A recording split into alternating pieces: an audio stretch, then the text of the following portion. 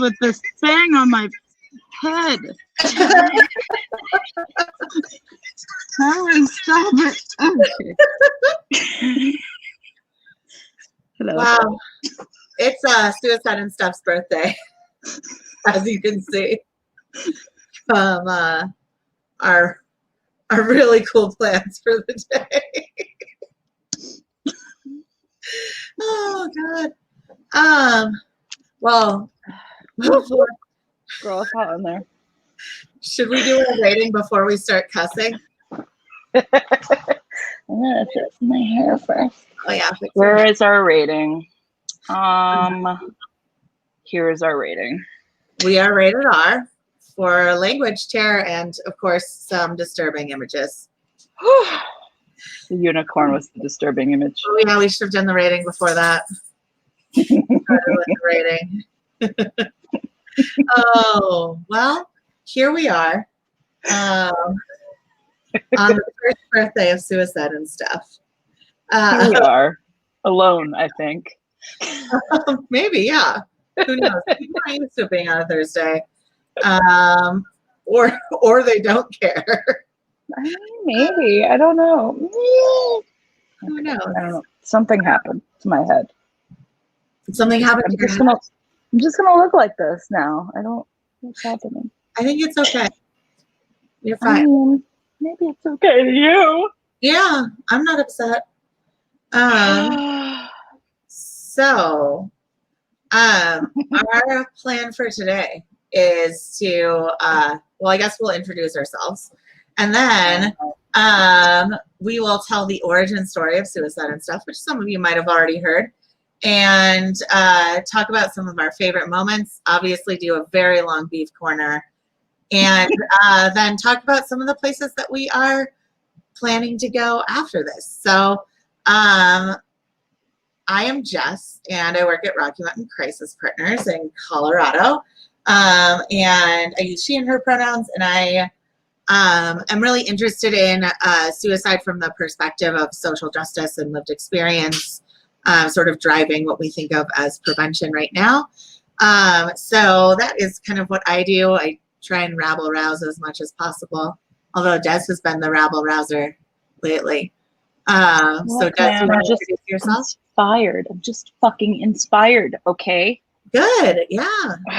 God. I hate that I have to introduce myself on our birthday episode. I feel like people should fucking know who we are by now. Well, do you want to? Des. My name is Des, and I yell about things.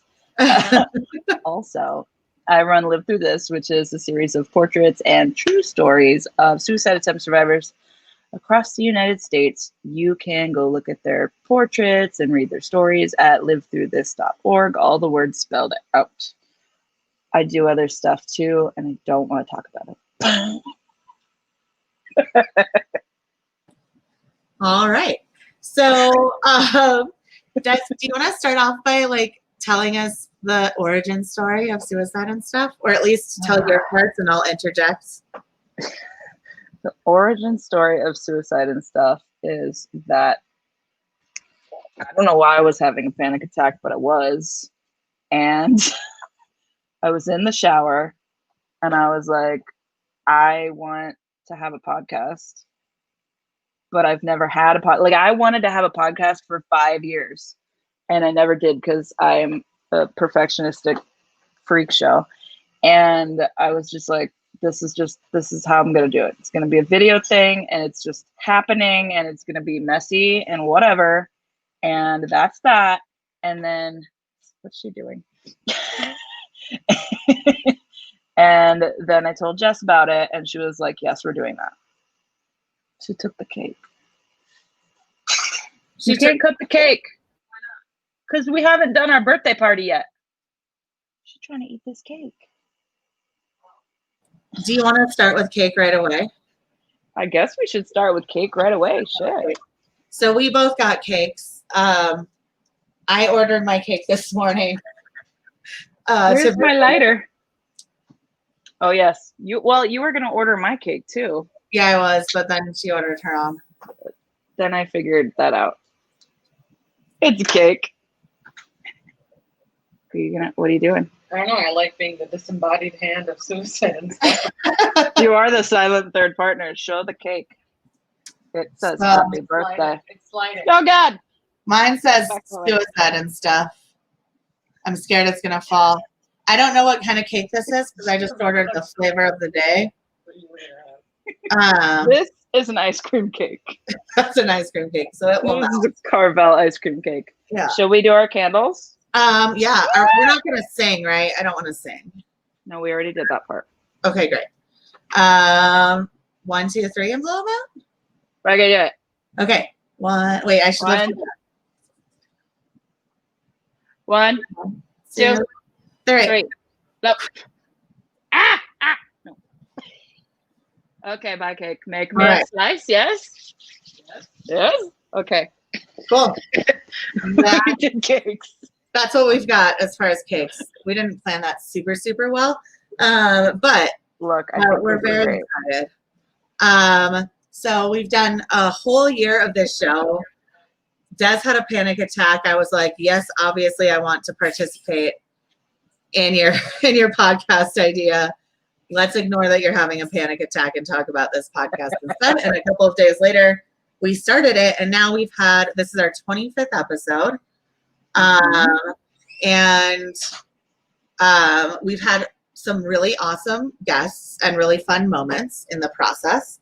That's true. I wanted to talk about like what are some of people's like favorite moments. We can read some of yours if you want to post them, and then Des and I have kind of a list of some of our favorite moments as well that we've had so far. Des, we had a meeting about it. You what? Yeah, we had a meeting about it this morning, which is out of character for us. To have it really is. Planning is not really our still, thing. I mean, like we try, but then we're not very good at it. Yeah. Okay. Oh, I like that in our notes it says Des is crazy and has to be perfect. That's what yeah. Is that what I said? Yeah. So one of my favorite moments ever on Suicide and Stuff is when I decided to raffle a vial of my tears. It's not just that I decided to do that. So the reason I decided to do this is because I cry every day, sometimes a lot, usually a lot, about a lot of different things. And John's opening some champagne for me, which is really exciting. But I raffled off this vial, and then woo, champagne. And I sent it to the winner, which was John Gunn. And I assumed that it made it there, but I just never heard anything back. And I was like, dang, John didn't really like my vial of tears.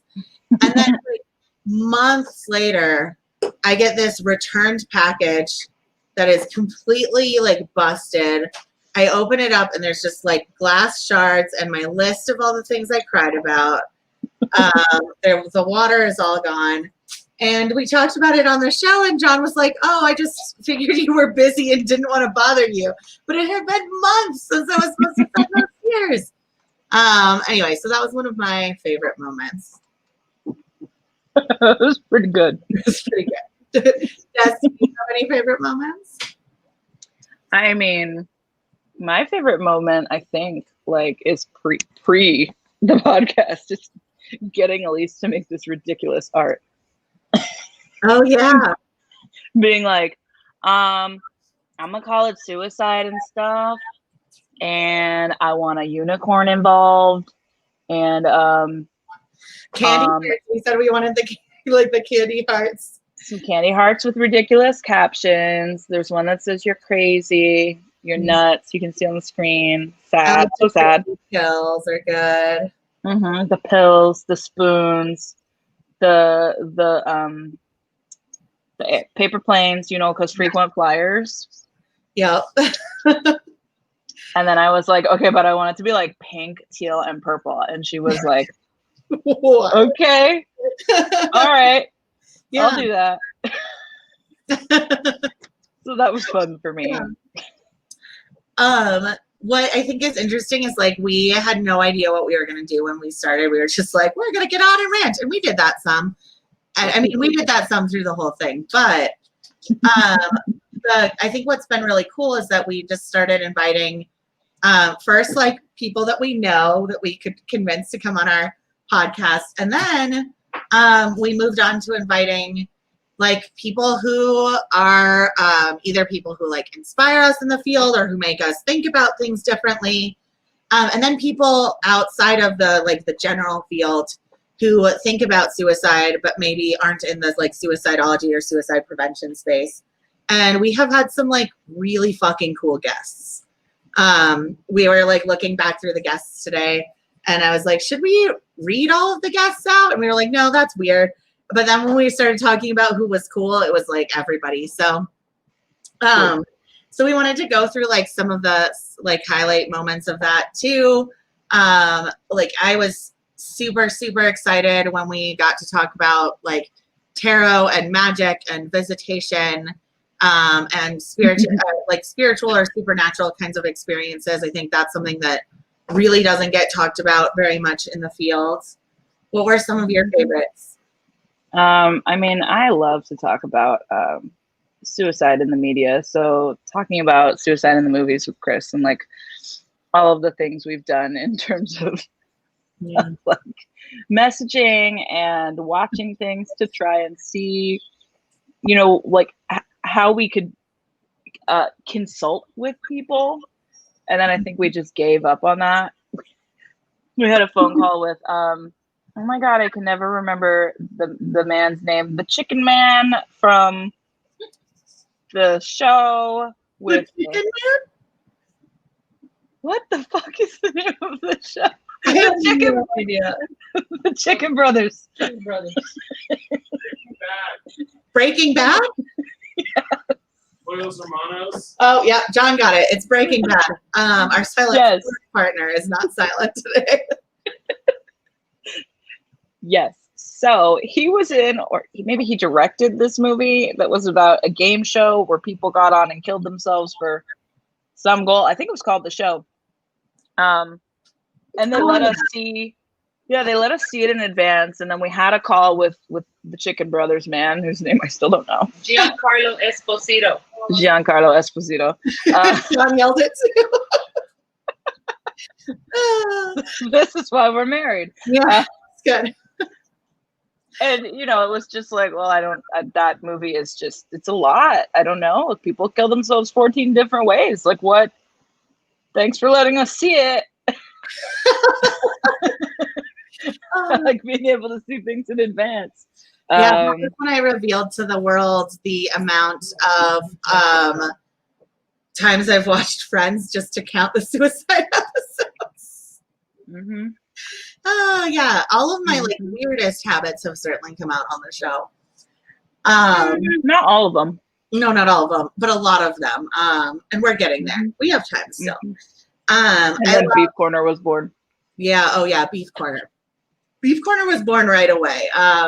Really, suicide and stuff is really mostly Beef Corner, but we set it up so that other people can come on and like kind of introduce us to some stuff first, and then it's just all beefs from there, and we try and incite more beefs as we go. When Kalechi was on and talking about suicide and whiteness, Stuff? Yeah, suicide being so white, and just some of the ways that people of color are marginalized, both in prevention and in sort of the movement and in like conceptions of what it means to like recover or be well or whatever you want to call that. You know, I don't like any of those terms. I was also super stoked when we got your fat friends to come on. Because I basically anyone that I fangirl about on the internet, I'm slowly stalking to try and get on suicide and stuff because it gives me an excuse to like internet aggress at them and be like, I love you so much. So that's been part of the journey too. We had Joelle. We had Joelle on a couple of times to talk about autism and suicide. That's one of the episodes that people have like talked with me about the most, about like really learning a lot of super new information too, and feeling like they gained a ton of understanding. So I've heard a ton about that, both of those episodes after they aired. That's awesome. Also, when Keo came on. Oh yeah, from Trans Lifeline. Annie Snow. Yep. We had all kinds of great people. Yeah. We've had awesome guests, and we'll continue to, and we'll talk a little bit about the kinds of folks who are on in the coming year a little bit later. Joelle has arrived, but inciting the beef riot. That's a great transition, because I think like we should probably spend most of our time doing what we do best, which is bringing the beef. Bringing the beef. It's time. It's time. I think so. I think we should spend a solid 20 minutes on beef. Oh, easy. Yeah. Right. There we go. Oh, it's time for beef. So when I first showed Doja Cat to Des, I was on it. It's one of the times I lived on her couch for a week, which is some of my favorite times. We always pretend like we're going to do stuff and maybe make it out of the house like once. But we order in a lot of food. I show her those things, and then we do what Fel calls making out about suicide until 4 or 5 in the morning regularly. So, well, let's start with the original Beef Corner Beef, which is Suicide Prevention Month is so stupid. Jesus fucking Christ. What you got to say about it, Des? I hate it. I'm tired of it. Remember when I was a sweet, naive, little wanting to change the world motherfucker? Yeah. And I was like, let's do it all. And now I'm like, I'm so tired of it. Why is it all the same shit over and over every year, regurgitating everything for 30 days, and then we're all exhausted and pissed off? Yeah. I just started out pissed off this year. Same. Yeah, I started that part pissed in the way where I just like disengaged, because it's like there's I just feel like the messaging has never changed either. So it's like so indicative of all of the things that are wrong with suicide prevention, is that like we are like still relying on old like data that's like not even very good data to sort of facilitate whatever we decide is awareness or deserves the most awareness. And typically our awareness campaigns are focused on things like, hey, you suicidal person, like you should ask for help, duh. Or focused on like, hey, you never know, like any of your friends could be suicidal, and if you watch for the signs, then you can like surveil them enough to do what? Like call 911, get the cops involved. Like what's the next step? So yeah, so much of what we do is this like drive to maybe crisis services. And even if that's the case, like let's say we want people to access crisis services, I think that's great. Like I work in crisis work. I think it's important and people should use the service if it works for them. But like we already underfund crisis services. So then we spend this whole month with the hotlines being like, hey, call these hotlines. We don't actually fund them. They won't be staffed well enough. You might have to wait a while. Like you might have to wait 20 minutes or something to get connected to someone, which isn't a terribly long amount of time, but is a pretty fucking long time when you're in crisis. And then the rest of the system is still really fucking broken, like, by the way. So our only solution for you is like, try and go to therapy, okay? So we like base this whole thing about call the lifeline. Everyone call the lifeline. Please don't everyone call the lifeline, because I have people who are trying to answer that for people who really need the lifeline. I mean, you can call it if you need it, but if you're just fucking around, no. You can call my extension instead.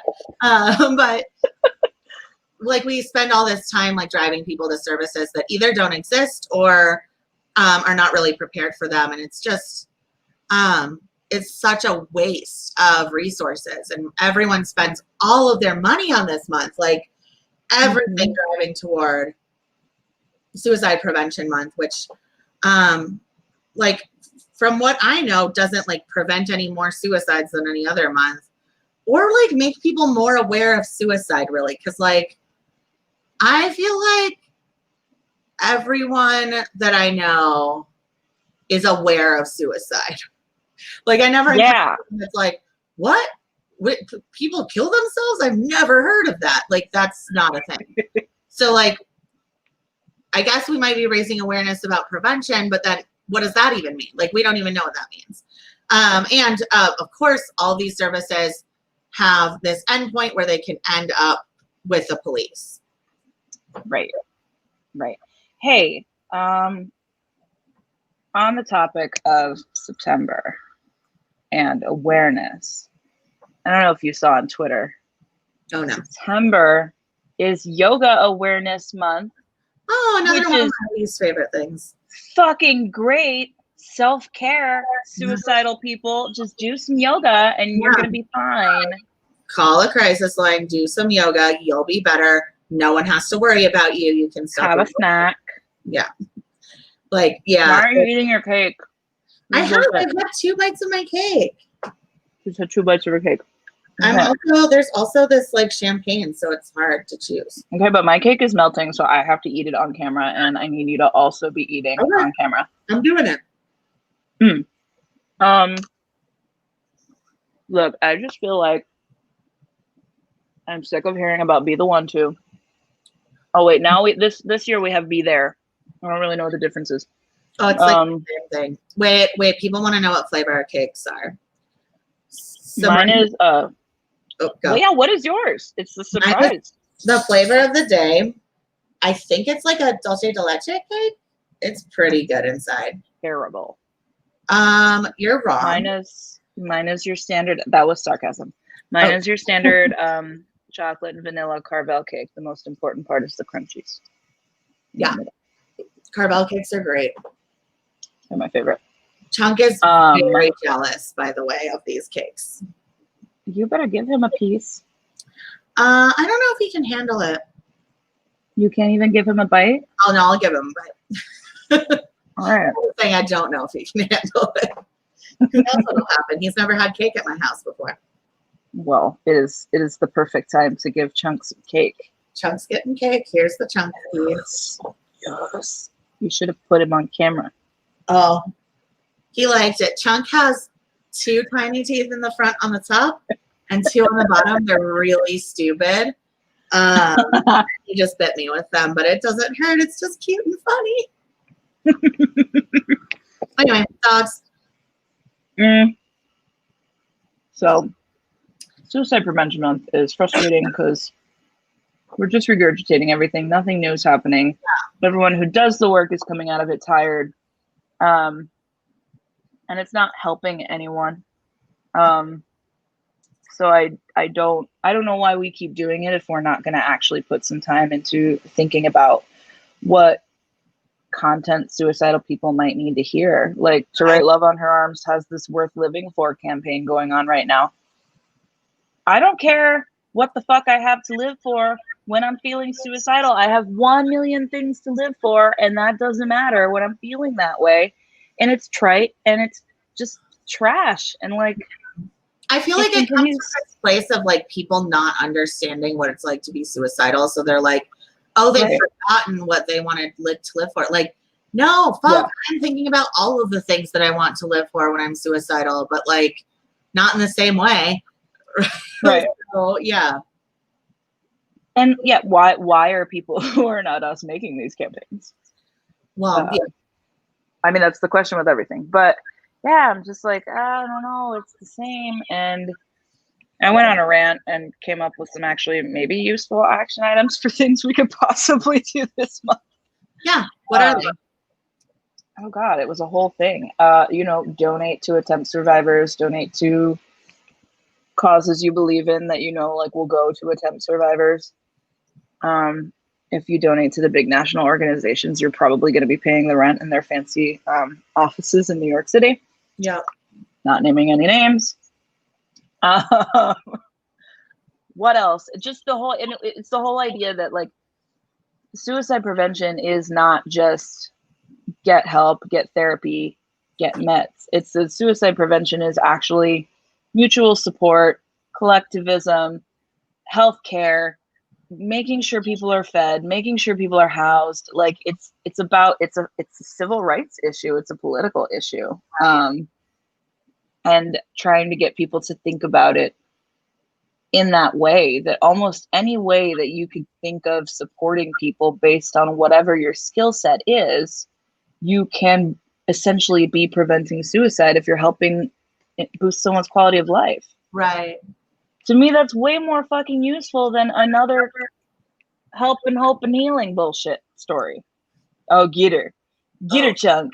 Yeah, he's got to go down because he's going to be up in my mouth now. What's his breath smell like? His breath is actually not bad because he had lots of teeth taken out when we first got him. So otherwise, it probably would have been horrific. I think one of the big things that sort of underpins a ton of Suicide Prevention Month as well is this idea of like messaging safely about suicide, which like we have no idea what that would even mean. Also, like we can't even define like who we're trying to keep safe. Like I think there are great discussions to be had about using language that doesn't feel harmful to people. Let's talk about that instead of saying like safe, because there are a lot of pieces of language that for me are no problem at all. And I know are really, really hurtful or challenging for other people. So I don't use them because I care about not hurting people. But this idea that like there's a thing that we can call safe that people agree upon is sort of some mythology to begin with. And I think really what we actually mean is like message in a way where people won't hear what you're saying and then be compelled to kill themselves, which is bizarre because every training or whatever that you take about suicide, they tell you like you can't say something that's going to make some right. Like you are not the thing that makes someone kill themselves. Now, I think there are some people who have been suicidal who might disagree with that a little bit, but like really, I think from a realistic perspective, people aren't going to just like hear you use like the wrong term or like talk about a method and then be like, oh, I've never heard of that before, or I've never thought of that before. Like we have a whole fucking internet.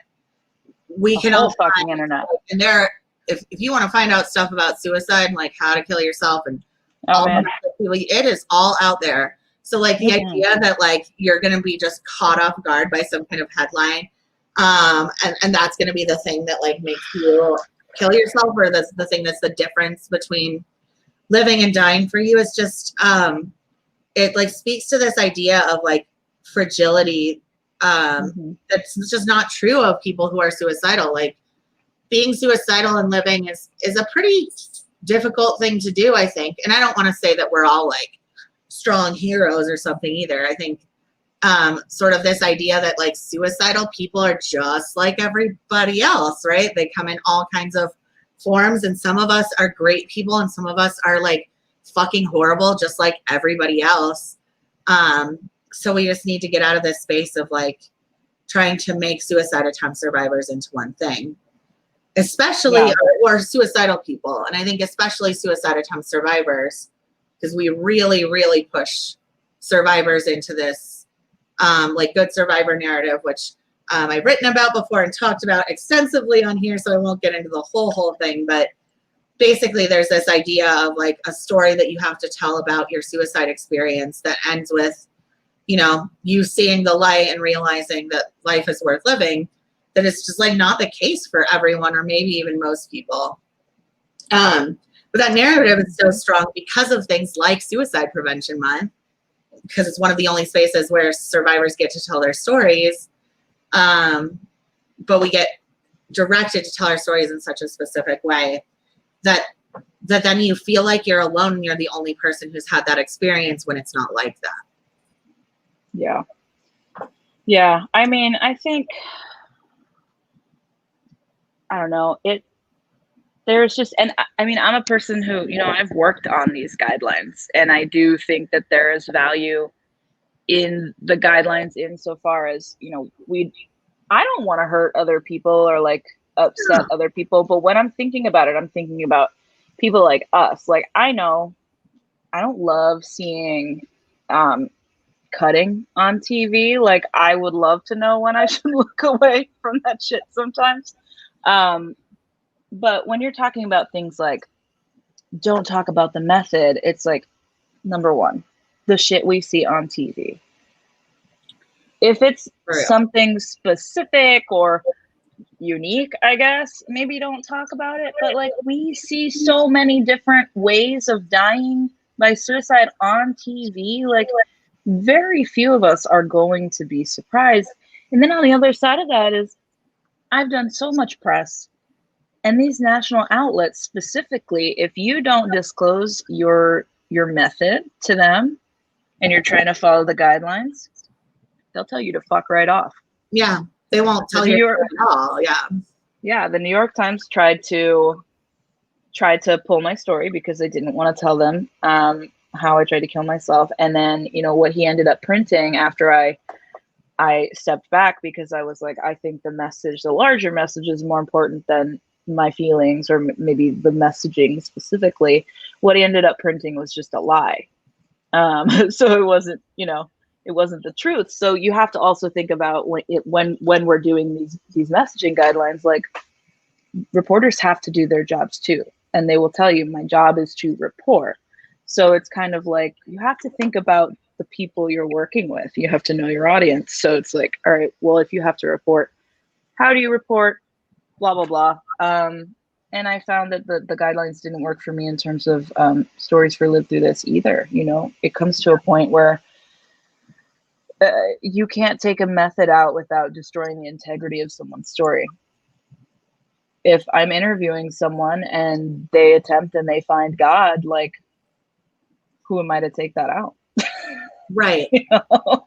Like, that's not. If we feel like our methods are part of our story in a way that matter to us, like, who should be able to tell us that they're not worthy of being told? Like, who? I don't understand why someone should get to tell us which parts of our story are valuable and which parts are not valuable.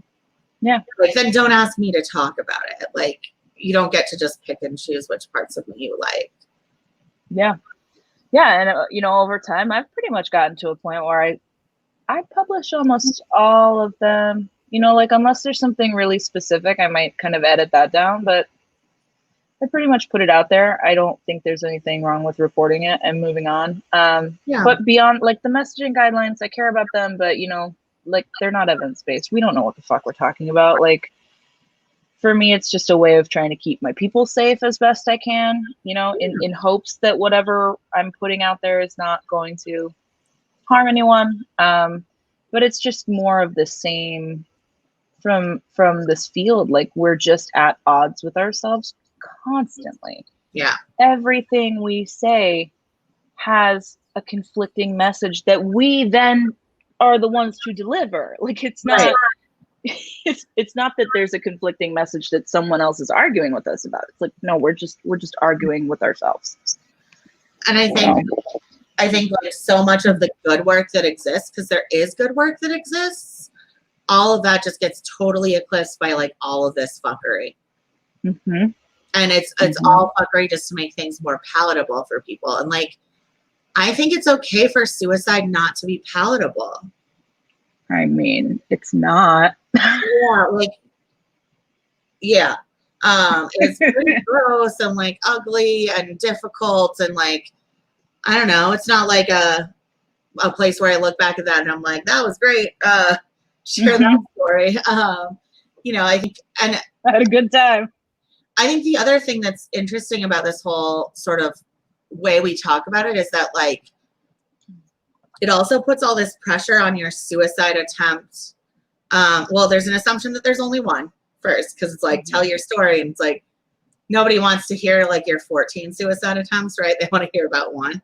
Well, and then, after the one, you get help and you're cured. But yeah, I think there's also this idea that like your suicide attempt has to be this sort of big, amazing, like life-changing moment. And I think it can be for people, but I think there's just as many people who sort of attempt suicide and it's like, well, I'm gonna go do this other stuff now, and they don't think about it for a long time afterwards, or maybe don't even think about themselves in terms of being suicide attempt survivors, or like think that moment was like that important to them in the same way. So I mean, I completely forgot about my first suicide attempt. I only know that it happened because of my journal. Like, I don't. Well, and then like you also have to get into this space of being like, what counts? Because I was doing all kinds of weird things. I was not always making like conscious choices. So when does it count as suicide, and when does it count as like whatever other dumb shit I was doing? Because like at the time when I was attempting suicide, I was doing that, and like it was some dumb shit I was doing. Not that it is for everyone, just to be clear. Right. So are you saying your suicide attempts weren't serious then? Yeah. It depends on, if you ask me then, they sure were. Now I think they're, I don't know. I joke about suicide, so it's hard to say. Only serious suicide attempts are important. Yeah. So there's also this sort of, I think, connection between all this of the like domination of the sort of public side of the field by loss survivors. And first, most suicide attempt survivors I know, and most people I know, are loss survivors. So, but there's a sort of specific like person whose identity is connected with being a loss survivor, and like group of people who often are involved in sort of the erasure of a lot of other folks. And I think it's really important for those people to like be able to be involved in movements and like tell their stories and do advocacy and all of that. But oftentimes sort of what happens is there's this like divisiveness between suicide attempt and suicide loss survivors. So it gets set up as like these two things that are at odds with each other, our two goals are at odds with each other. And really, I think we could learn a lot from each other, because I think ultimately there are some similar goals about not wanting to see people in pain, right? But the way that gets played out, or the way that we all go about doing that, might look really different. And a lot of it looks really different because like some of us are sort of like deeply marginalized and oppressed by the system, and then others of us feel shame about what happened, or feel like they can't talk about what happened with their loved one. And that's a really, really fucking different thing than being oppressed. And it doesn't feel good. It's terrible. It feels awful. But it's not the same as being oppressed. And so I think those things get misconstrued. Yeah. I mean, there's just this like, there's a deep need to, you know, in a way, try and almost undo what's already been done, or save other people from, you know, from losing their own lives, from their families having to do that. And I think often that goal of like, I need to save the whole world gets in the way of, you know, people's liberties. And that's a problem. You know, we are supposed to be working together. And if the goal is saving lives, then we need to talk about what that actually means for people. Right. And we have to be in the driver's seat and talking about what that means for us. Like, where are the lines? What is saving a life? Or what is, like Sam Dillon Finch said, prolonging a life? Yeah. And I think for me, what's been a really interesting way of sort of capturing what I want to say or think about this is that my focus is not on saving lives. My focus is on liberation. And I think that liberation is a pathway to lives being different for people in ways that might make them not want to die. But I don't really foresee like a world without suicide. Like that's not really my goal. My goal is that we like liberate people from the things that make us want to die as a way to get away from this. Yeah. I mean, ideally that should be the same thing. Right. Yes. but oftentimes what people end up doing is backing the things that make some of us want to die as methods of intervention. And like, that's what's really scary, is that within this movement, if you want to call suicide prevention a movement, like within it, there are people who are actively participating in the oppression of other people. That's not good. With the goal of saving lives. Right. With the goal, yeah, they think that they're accomplishing the same things. Right. You know, and I think, I don't know, I kind of at this point pretty strongly believe that the reason the suicide rates have been going up is because we haven't been involved. Yeah. Yeah, at least not in like meaningful ways where we can actually be in the driver's seat. So I think, yeah, that kind of leads to the next thing we wanted to talk about research, is that like, oh man, research is so driven by like loss survivor priorities or like public health, because public health has such a focus on death in the same way, and death prevention is like the measurement tool. What ends up happening is that our research questions are the wrong questions, in my opinion. So like, we're doing all kinds of research, and we might even be doing an okay job at the research that we're doing, but we're looking at the wrong things. It's all driven by the wrong stuff. And if you just like talk to some people and ask some people and involve them in the priorities, then things would look different. Yep. Yeah, I mean, I've been reading a bunch of research lately, and it's all, you know, these quantitative measures where it's like, okay, you can standardize and validate and hibbity-doo, whatever with your measures, but like that you're not asking people about how they feel, then you're not capturing anything real. Or if you're not asking about like what changes that makes people either not kill themselves or whatever, you know, like we're just asking all the wrong things. And even the info that does exist, the information that is produced is like locked up behind every fucking paywall. So like even the stuff that exists that might be good, who knows, because nobody can fucking access it, because it's produced within like the academy, right? And then I don't understand how you do something like suicide research that is supposed to help people and then don't make your work accessible to people. That is like actively working against your goals. Yeah. I mean, well, we, like I said, we're in conflict. Like, I mean, our big thing is suicide is the 10th leading cause of death. Yep. And in the next sentence will tell you it's abnormal. And it's like, okay, wait, so should I care or not? Because I don't know. Yeah, I don't know how to feel right now. Yeah. So it's just more of that standing in the way situation, when we should have like research around this should just be more kind of participatory and open and available. And I don't know why that's so hard. Yeah. To do. Yeah, it's bad. And then in the meantime, like people who are doing like one of the things that we know people are asking for, which is like calling hotlines and going to crisis services and asking for help, like that is something that is like woefully underfunded. And so whether or not those things are effective, there's certainly things that people are looking for, and there are things that we're driving everyone to. So to like not also fund those things is just a fucking travesty. It's like, suicide prevention. Oh man. What? Suicide prevention is bad. It's bad. Like when they every time the lifeline number gets put on national TV, the calls spike and there aren't enough people to answer the phones. Yeah.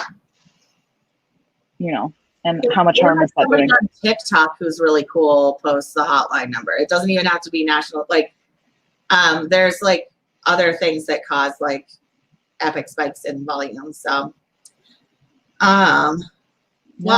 That was a really good beef corner for about 35 minutes. So I think it was great. Should I play the other video to close out Beef Corner? I think I should. I'm not going to ask you. yeah, Bye. go for it. Whatever you gotta do. I don't know how you don't love this video. That fake Carol Baskin is just so great.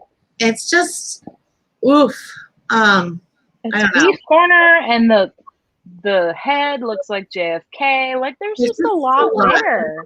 Yeah. So like you say there's a lot and you mean something different than I do when I say there's a lot, which is funny. It's a lot for me to look at. You look at gross shit all the time. It shocked me that this video bothers you. I don't know why.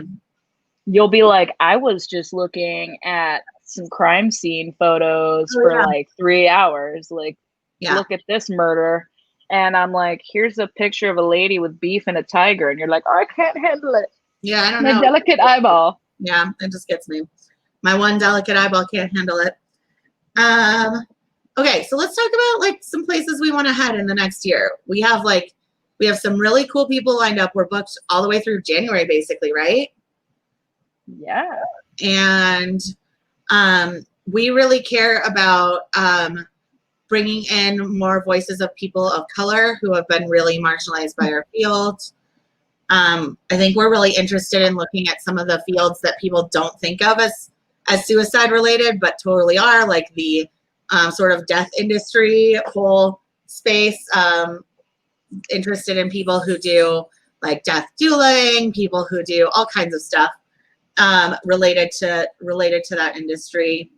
I'm interested in. Can you be a death doula for someone who's gonna kill themselves? I don't know if you're allowed, but I feel like that's a cool job. Cool, like admirable, not one that I want to do. That sounds like too much. Definitely no. But so those are some priorities. I'm really interested in like populations where we know people die by suicide, or we like hear about that people die by suicide but never get talked about, like sex workers. Oh yeah, I have some Order of the Good Death shirts in my closet. But yeah, so people like sex workers, people whose deaths maybe don't even get counted in that way. I'm interested in the sort of overlap with substance users,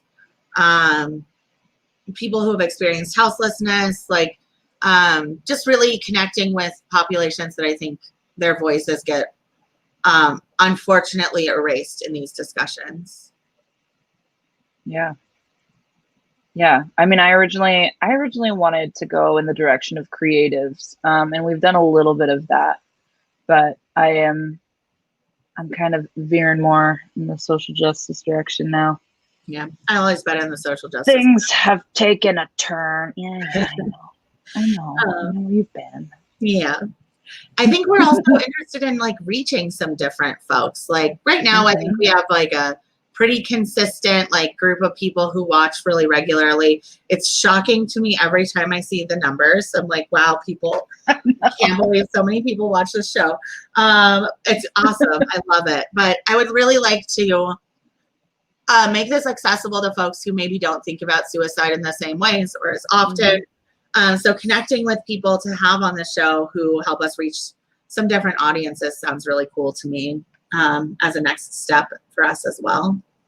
And then really specifically getting the right show in front of the right audience at the right time, but I think I don't know how to do that, but that would be cool if we knew how to do that. And that's like beyond our pay grade, which is zero. Yeah.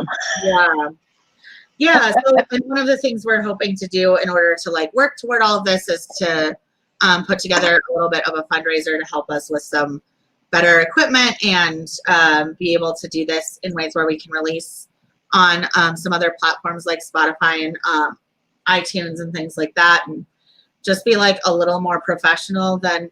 Although I feel like we've come a very long way since our first, like, we're going to throw this together a few days after we oh man, panicked in the middle of the night about it. So that software was some shit. Yeah, our first software was the worst. So was so bad. things are going better. But yeah, we both sunk some money into this and time, and would really like to figure out what it means to go from where we are to something a little bit bigger. So we think we probably need to do a little bit of fundraising to get there. So we're gonna ask you for your money. Yep. Your Look forward money. to that. We won't ask in Suicide Prevention Month because, everybody is.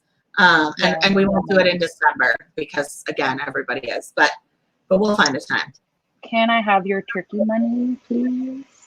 Yeah. Turkey money. Turkey money. We had a cool idea about like a marathon of bringing in attempt survivors in for like 2 hours, but I don't remember what inspired that anymore. Yeah, we were talking about just having like suicide attempt survivors being able to just come on the show and talk about whatever they want to talk about for like a few minutes and just have tons and tons of people be able to come through. But I think we probably need to cook that idea a little bit more before we go with it. I mean, remember the purpose of it. Yeah, coordinating any of that. hard, but yeah. Coordinating. I feel like I'm sort of always like I am on my Instagram or on my Twitter or whatever, and everyone I see that talks about something in an interesting way, I want to have connect with the show in some way. So, I think there's like we've made some interesting merch before, so we're hoping to expand some of those lines, and we'll include that in our fundraiser too. Look, man, shirts that are coming out. Fat and Sad shirts. I don't know if I can pull this up. I keep jumping in on your bullshit. Fat and Sad shirts. I have a beef corner situation in process right now. I've commissioned an artist for like a hot pink steak situation. Yeah. We'll see what happens there. I mean, I don't know who will buy this shit, but me. So hopefully I don't have to fund my own stuff, but if I have to, I will the hardest way possible, where I buy products from myself. No, I think we're excited about all the things, and we would like to also hear from you about things that you want to see. So you can put it in the chat, you can email us, you can reach out. We have a website. We're on Twitter and Facebook, and Des is extremely online, and I try to keep up. I try to keep up. I just like it that you're extremely online. I'm jealous. Extremely online. Yeah. I don't have the Fat and Sad with the black background right now, so I don't know if it'll work. Well, we have some Fat and Sad shirts coming. They're going to be dope. The Fat and Sad shirts are going to be awesome. What else? I haven't thought about masks. No. I thought about them, and then I wasn't sure. I like the idea of masks with the crazy pills and the sad on them. I'm always trying to get Des to add "Don't Die?" to one of the hearts, and she's like, just write it on there. So, I mean, look, pins are expensive to make. This is the candle lighter that my mom got me. I'm just saying, for anything, I want it to say "Don't Die." Don't die. Yeah, don't die unless you really, really want to. Yeah. And unless you've I would like it that people got, opportunities for the things to be different, so they didn't want to die. But anyway, I digress. I think the last thing I wanted to just talk about is that Des and I are working with the American Association of Suicidology to run a writing competition for people with lived experience, and really, really changing sort of the way the judging and scoring and stuff work this year to prioritize different stories and people of color, and you don't have to tell that good survivor story to win. There's a cash prize for 3 places in the competition, which is really unusual for writing contests. We have some really fucking cool judges that we're working through right now, and we'll notify all the judges soon if you're someone that applied for that. But I'm really excited, and I would love for any people who watch us who have a story to share to send their stories in, because Des and I win all awards that I win 2 years after Dese'Rae does. So Yes. So we're on a cycle, yeah, a matched cycle. but you could be next. So we both won that competition, and it was really pretty cool. They give you a couple of minutes to accept an award, and you can say anything you want on stage, although I'm not sure if it's going to line up that way this time. But I took advantage of that to say some, inflammatory shit, as I usually do. Like you do. I have that on video. I think you did a great job. From I was like under you, kind of like up your nose. That's a very awkward angle, but it worked. So, yeah. So like lots of exciting stuff to come, and I appreciate all of you for being around while we did this thing. I can't believe it's been a year. Yeah, I can't either. I'm typing in the link to the writing competition. Cool.